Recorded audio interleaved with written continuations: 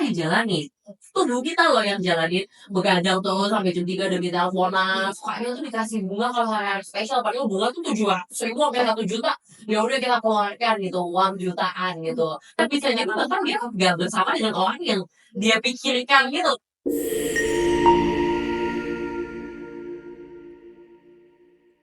Hai Roma, selamat datang kembali di podcast Groundnut tadi. Di episode kali ini kita mau menyambut Kartini bersama dengan membahas tema yang menarik banget juga nih untuk para perempuan. Hari ini aku ditemani oleh seorang psikolog yang juga adalah dosen saya ya, ketika kuliah. Boleh kelas di Halo, perkenalkan nama saya Julia saya Kristiani, saya merupakan psikolog medis dewasa. Salam kenal. Jadi ada tren yang menurut aku cukup menarik ya tentang dalam cerita jatuh cinta nih. Apa tuh trennya? Trennya adalah jadi tagline-nya itu having crush is weird. Mungkin Apa tadi having crush is weird, berarti kayak punya crush tuh kayak berarti belum jadian gitu ya? Kayak oke, jadi kayak ketika kita suka sama seseorang tuh aneh ya, karena kita bisa jadi banyak hal, bisa jadi apapun. malah mungkin bisa berubah jadi orang lain gitu. Demi menyamakan tipe orang yang suka gitu ya. Oh, Nah, aku melihatnya mungkin lucu-lucuan gitu kan, lucu-lucuan gitu. Tapi akhirnya ada satu momen aku mikir kayak, oh ternyata ketika orang jatuh cinta tuh bisa segitunya ya. iya, ketika kita kayak punya crush, orang yang kita suka, kita tuh bisa jadi berperilaku aneh atau berperilaku tidak sesuai dengan diri kita, bahkan sampai kayak jadi orang yang berbeda gitu ya. Ternyata effort yang kita berikan itu Bisa sebesar itu, jadi kayak satpam BCA ya, yang menyapa dengan ramah terus setiap hari selalu positif, terus menjadi psikolog yang siap mendengarkan curhatan-curhatan tahu apapun kamu yang masalah apapun nggak apa-apa ya. pokoknya selalu ada lah untuk Oke. ini gitu. Nah tapi sebenarnya kan mungkin yang jadi masalah adalah ketika kita merubah diri kita gitu ya, menjadi orang lain yang mungkin itu udah di luar kenyamanan kita, di luar diri kita tuh sebenarnya tidak seperti ini loh, tapi demi aku bisa jadian sama kamu, aku bisa deket sama kamu, aku rela untuk mengubah itu semua gitu untuk kamu. Kalau dari Mbak Ijal nih yang mungkin udah banyak banget mendengar kasus-kasus tentang percintaan gitu, pandangannya seperti apa? Oke, jadi sebenarnya itu menjadi tren yang juga mungkin ya tadi kamu bilang ya lucu, tapi sebenarnya realnya memang terjadi seperti itu gitu. Ketika kita memang suka dengan seseorang, kita pasti punya harapan bahwa relasinya tuh bisa naik level kayak dari PDKT jadi pacaran, dari pacaran jadi menikah gitu ya. Kita pengen relasinya naik level atau kita ketika sudah memang berkomitmen ya kita mau komitmennya itu long lasting gitu, waktunya tuh panjang. Nah, makanya itu yang kemudian akhirnya membuat seseorang itu merasa bahwa aku harus mengeluarkan usaha-usaha yang terbaik. Sebenarnya kalau yang kamu bilang tadi ya bahwa sampai mengubah diri itu mungkin level paling ujungnya ya, level paling letoknya, level paling maksimalnya adalah kita mengubah sampai benar-benar apa ya yang tadinya itu bukan kita tapi kita lakukan. Tapi kan sebenarnya kecil-kecil tuh kita sudah kadang-kadang melakukan misalkan kayak mengorbankan waktu kita. Kayak tadi itu kita sebenarnya orangnya tuh harus tidur jam 10 malam, jadi kita harus tidur 8 jam. Tapi karena dia hobi main game, ya udah kita temenin sampai subuh.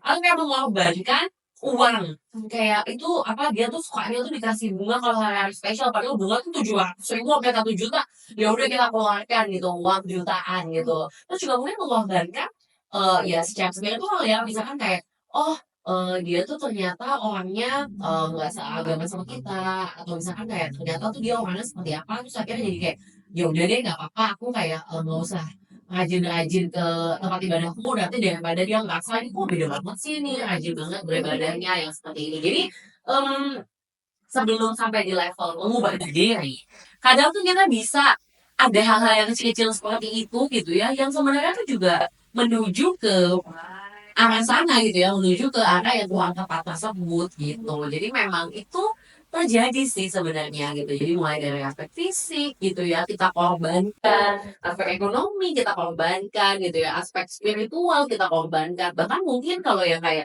aspek psikologis, kayak sebenarnya kita tuh tertekan gitu dengan kondisi ini gitu, harus kayak kuat tidur terus gitu, kita jadi stres, tapi ya udah gitu demi demi relasinya kemudian berhasil ya udah kita lakukan gitu. Bener-bener. Ada juga tuh Mbak yang misalnya dia sebenarnya orangnya words of affirmation misalnya gitu, tapi karena si cowoknya mungkin Physical touch gitu Iya. misalkan ya. jadi dia sebenarnya secara kebutuhan emosional tuh tidak terpenuhi, tapi dia tetap oke, nggak apa deh, aku tetap sama dia aja Iya bener. supaya ya jangan aku nggak usah minta yang aneh-aneh deh. Bener. Ya sebenarnya kita tuh pengen mendapatkan kalimat-kalimat yang positif buat kita gitu ya, kayak diafirmasi, tapi ya ternyata kita menahan Iya. kebutuhan terberdasarnya kita. Dan di saat yang sama juga sebenarnya kita nggak memiliki kebutuhan pendekatan secara fisik Iya. gitu ya, apalagi mungkin pendekatan fisik atau aktivitas fisik sebelum menikah gitu. Tapi yang kemudian akhirnya itu jadi dilakukan. Yang tadi aku bilang mengorbankan spiritual dia, nggak sebenarnya dia punya value untuk kayak oh nggak mau nih melakukan hal tersebut sebelum menikah, tapi akhirnya ya udahlah daripada dianggap kok kayak cupu banget gitu atau kok kayak pegang value-nya kencang banget gitu ya, akhirnya jadinya kita lepaskan hal-hal tersebut yang sebenarnya ada dalam diri kita. Iya benar. Udah gitu pasti itu kan jadi apa ya, kita tertekan secara emosional, Betul. jadinya sebenarnya hubungannya tidak membangun, tidak Benar, bisa jadi bahkan dia gak bersama dengan orang yang dia pikirkan gitu loh, kayak dia berpikir kayak kamu seperti apa yang kayak gitu, dan kita sendiri pun bisa gak tahu batasannya loh. Maksudnya kita sendiri bisa jadi gak tahu batasannya bahwa kayak aku tuh sebenarnya tuh gak kelelahan fisik dengan kayak gitu atau kayak sebenarnya aku butuh waktu loh buat diriku sendiri, kayak sebenarnya aku tuh perlu loh untuk melakukan hal-hal yang memang fokusnya adalah untuk diri sendiri dan bukan untuk orang lain. Bisa jadi batasan tersebut itu menjadi blurry atau menjadi tidak jelas batasannya di mana. Karena semuanya tuh di stretch maksimal gitu. Kayak sebenarnya aku punya batasan segini, tapi dia mau kita melakukan aktivitas fisik yang sampai di level apa, oke aku stretch deh, oke aku stretch, di lama-lama kan dia jadi kayak bener-bener kayak kita yang kayak oh ya dari tadi geser sesenti, 2 senti, 3 senti, garisnya tuh digeser terus gitu. Nah itu yang jadi bebannya. Nah, apalagi kalau misalnya udah dibilang, "Kamu sayang aku kok?" Iya, Kamu sayang aku. benar-benar kamu kalau misalkan iya ya, kayak jika maka ya, kayak jika kamu sayang aku maka kamu melakukan hal ini Iya. kayak gitu. Nah, jadi tadi menarik tuh Mbak bilang kan jadi ada batasan yang akhirnya Yes. kabur gitu ya, Yes. Kak. Sebenarnya batasan itu tuh kayak gimana sih, Mbak? Maksudnya, bentuk batasannya gitu. Oke, sebenarnya kalau kita ngomong bahasa apa tuh bahasa Inggrisnya adalah boundaries, itu tuh yang kita mau bahas di sini adalah boundaries yang sehat atau healthy boundaries. Nah, healthy boundaries ini penting sekali untuk dimiliki tidak hanya oleh perempuan karena kita sedang membahas di Hari Kartini ini, tapi juga tentunya untuk laki-laki dan tidak hanya di calon relasi ya, maksudnya kayak ini tuh kita PDKT, tapi di dalam relasi yang memang sudah berkomitmen, bahkan untuk pernikahan pun ini bisa diterapkan juga. Healthy boundaries itu adalah ketika kita memiliki satu tadi ya, batasan, iya, itu mempertimbangkan mengenai kesehatan kita baik secara fisik maupun well-being secara psikologis. Kemudian what we want, apa yang kita inginkan atau what we need gitu ya, apa yang kita inginkan, apa yang kita butuhkan dan sebelum mengambil suatu keputusan atau mengambil langkah tertentu. Gitu. Jadi healthy boundaries adalah ketika sebelum mengambil keputusan atau sebelum mengambil action tertentu, kita memikirkan apa sih sebenarnya yang memang menjadi needs aku, apa sih yang sebenarnya menjadi kebutuhan aku gitu. Jadi fokusnya itu lebih kita lihat apa ya yang nyaman ataupun nggak nyaman buat aku. Jadi sebenarnya kita kalau misalnya nih dia doang yang butuh tapi kita nggak butuh, berarti kan itu Kita perlu tanyakan ulang, nggak yang serta-merta langsung kayak say no. Itu kayak nggak serta-merta seperti itu. Tapi ketika kita tahu bahwa ini bertolak belakang dengan yang aku inginkan, gitu. Tapi kita kemudian sama sekali nggak nanya sama diri sendiri, Angel kamu siap nggak untuk melakukan hal ini gitu. Baru nanya gitu ya. Jadi kayak saking takutnya tidak melakukan pengambilan keputusan yang baik gitu karena bahkan tidak bertanya pada diri sendiri kan kita yang jalani tubuh kita loh yang jalanin begadang terus sampai jam 3 demi teleponan begadang terus sampai jam 4 demi teleponan padahal jam 7 pagi harus meeting harus on call yang seperti itu. Jadi healthy boundaries adalah ketika kita sebelum mengambil keputusan, sebelum mengambil action, kita pikirkan dulu apa yang menjadi kebutuhan kita. Kita pikirkan dulu kesehatan kita secara fisik maupun secara mental. jadi kita sebagai yang kita harus tahu nih kita butuhnya sampai mana. Yes. Kita tanya ke diri kita dan kita juga berarti perlu ngomong nih sama si pasangan kita gitu ya tadi. Ya sebenarnya lagi kayak gini. Tentunya dikomunikasikan itu gini, tentunya dalam sebuah relasi, komunikasi itu tuh memang menjadi dasar. Itu tuh udah bukan cuma soal kayak apa yang harus dilakukan, tapi itu udah benar dasar gitu. Jadi kayak kalau ngomong dari 0, 1, 2, 3, yang namanya komunikasi tuh levelnya level 0, kayak itu tuh udah sesuatu yang kayak minimum banget, kamu tuh harus bisa berkomunikasi dengan baik. Sehingga ketika ada hal-hal seperti ini, kita bisa mengkomunikasikan batasan-batasan kita. Tapi meskipun kita tidak mengkomunikasikan itu, misalkan ini benar-benar baru kenalan. kayak kita tuh juga belum seterbuka itu untuk ngomong sama dia. Tanpa perlu dikomunikasikan pun, pengambilan keputusan kita maupun action kita itu haruslah menunjukkan apa yang menjadi healthy boundaries kita. Gitu. Jadi melalui apa yang kita lakukan, misalnya kayak, "Oh sorry aku nggak minum, oh sorry aku nggak ngerokok, silahkan aja nggak apa-apa, aku nggak apa-apa kok," gitu misalkan.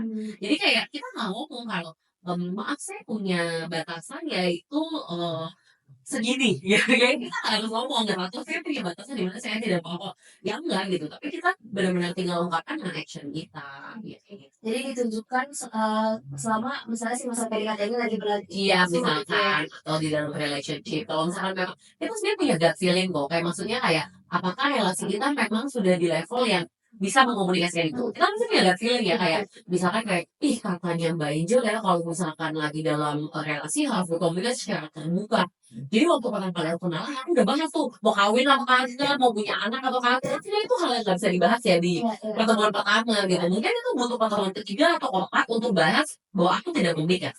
Itu kan juga merupakan misalkan kayak batasan. Nah, cuma kita harus lihat orang ini bisa nggak ya diajak ngomong topik ini di pertemuan pertama, atau jangan-jangan kita harus cari mungkin pertemuan berikutnya, atau bahkan ketika orang ini kayaknya nggak bisa deh diajak ngomong yang seperti itu. Jadi kita juga mesti melihat kita berhadapan dengan orangnya seperti apa.